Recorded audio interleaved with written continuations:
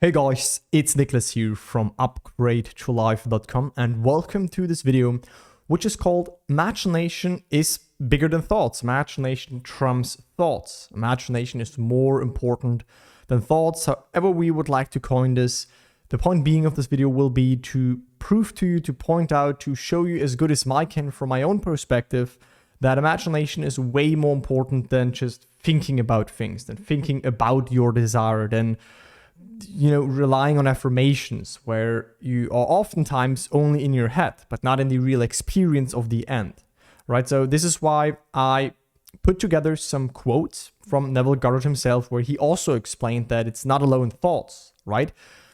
And also I have my explanations on that, and I will give you why, again, imagination is more important than why this is the actual cause and not a thought alone.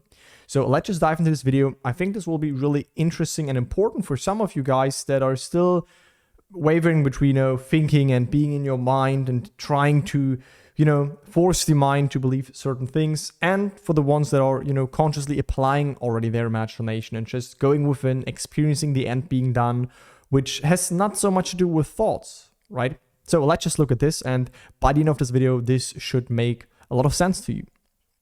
Now, we're starting with the quotes, and then I will give you my explanation.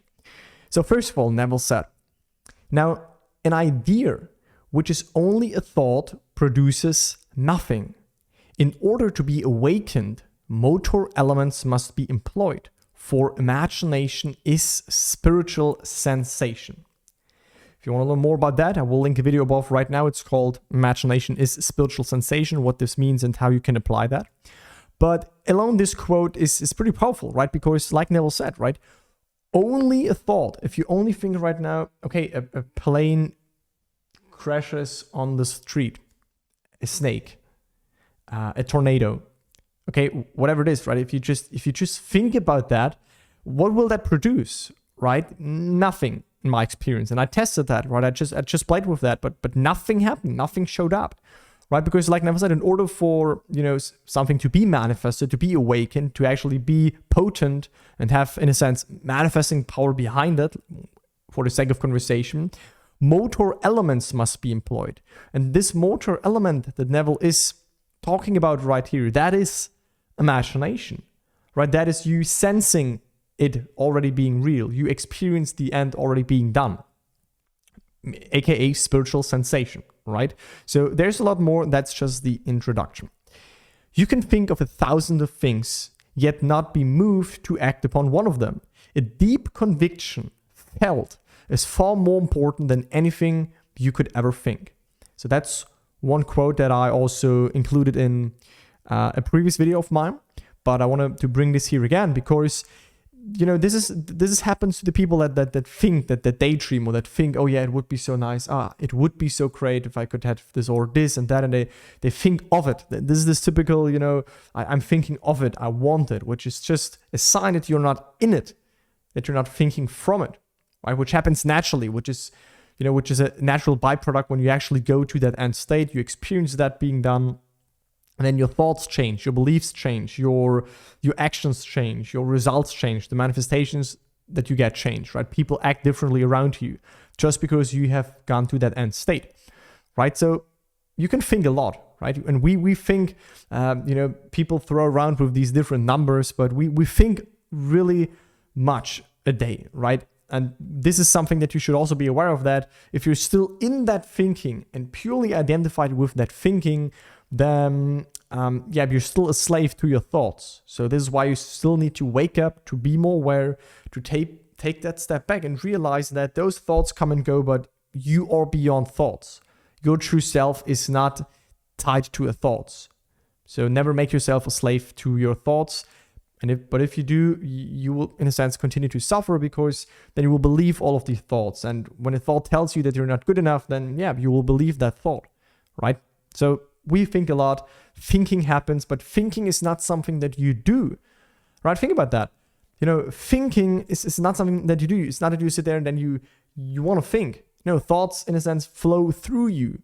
You as awareness, you as being the witness, the observer.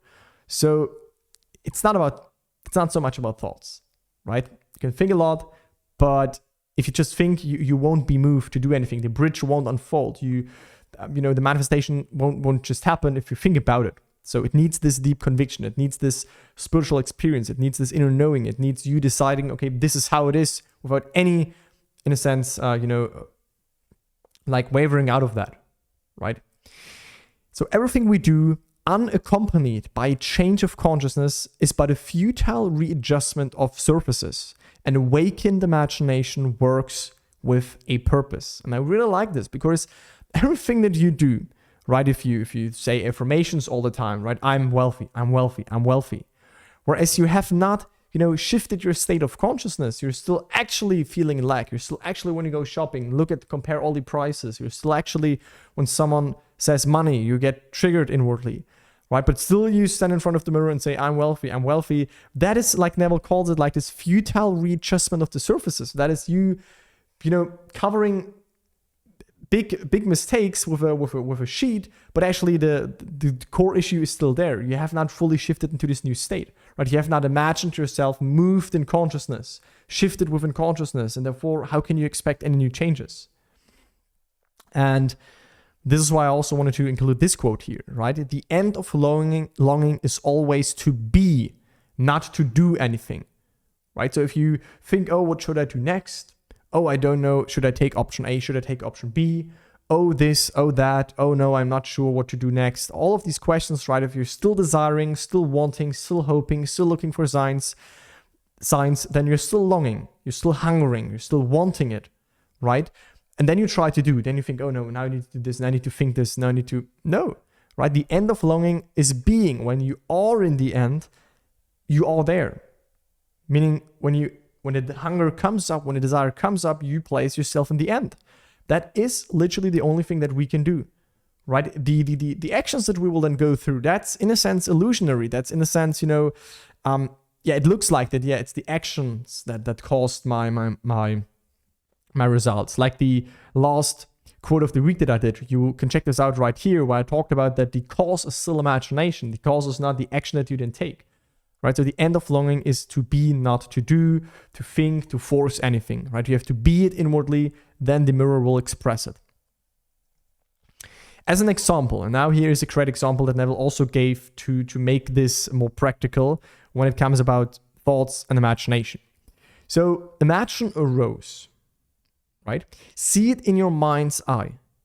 Feel its velvet petals in your hand. Smell the rose. And you have used 3 talents. Now, you can detect the fragrance of the rose, see it and touch it. Isn't the rose there? If it is not, then why is its fragrance in the air? If you have used your talents as I encourage you to do, the rose will come. I'm not saying it will magically appear in your vase by falling out of the atmosphere, but I'm saying that in its own wonderful way, the rose will be yours. Do not concern yourself as to how the rose or roses will appear. Simply go to the end and dwell there. That is what we should focus on. Your creative power takes those ideas which are thought with feeling and projects them in your outer world. It is important to remember that not all thoughts are creative. Only those which are believed to be true or which are joined with feeling create the circumstances or events that you will encounter. You don't make things. Creation is finished. You just become aware of it. Feel yourself there until it becomes natural. Right? So there is a lot that we can learn from that, right? But it is basically what I already touched base on, what I already, explained to you, is that when you imagine a rose, first of all, right? When you imagine it, holding it in your hand, maybe smelling it, maybe touching it, right? Seeing it, then you will manifest it. Like Neville said, it will have its own way of unfolding so that this world, that this rose comes into your world, right? Maybe someone gives you a present and it includes a rose, or maybe you are in a store and you get something for free and it's a rose. Whatever happens, I don't know, right? But you will encounter a rose in your life if you imagine holding one in your hand and having it in front of you right now. If you want to practice that, or you can check out the video that I did on the ladder exercise that I will link above right now to also prove to yourself that imagining creates reality, right? Because you can think of a ladder, right? You can sit there and think ladders, yeah, ladders, but this won't do anything. Whereas if it's, accompanied, if it's like, in a sense, if you add an imaginal activity on that, right? If you imagine a ladder, climbing it, feeling it, then you will encounter this in your world. So it's not, like Neville said, that just a thought has a creative power, right? It needs to be believed to be true, or it needs to be joined with a feeling of reality, aka imagination. And now here is my explanation on that, okay?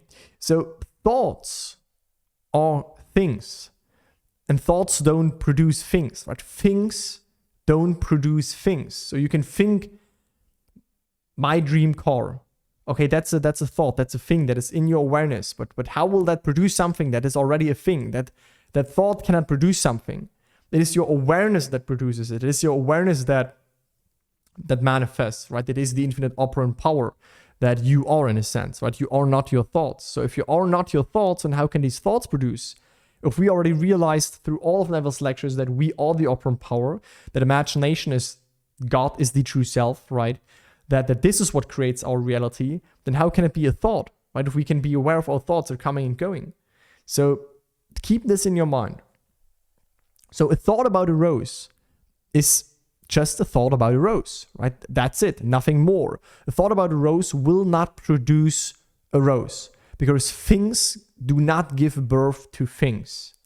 Thinking of something implies distance and keeps the desired state away, right? If you think of it, then it's not in the here and now, but only what's in the here and now can be reflected back. So that's why I said don't rely on thinking, right? And the ladder experiment that I linked above previously shows us that you can think even the opposite, but still manifest because you have imaginatively experienced it, right? So you can imagine climbing a ladder, put notes everywhere on your desk, on your couch, in your living room, wherever it is. I will not climb that ladder, but you still will climb it, even though you're surrounded by thoughts of the opposite, which shows us again that, imagination trumps thoughts.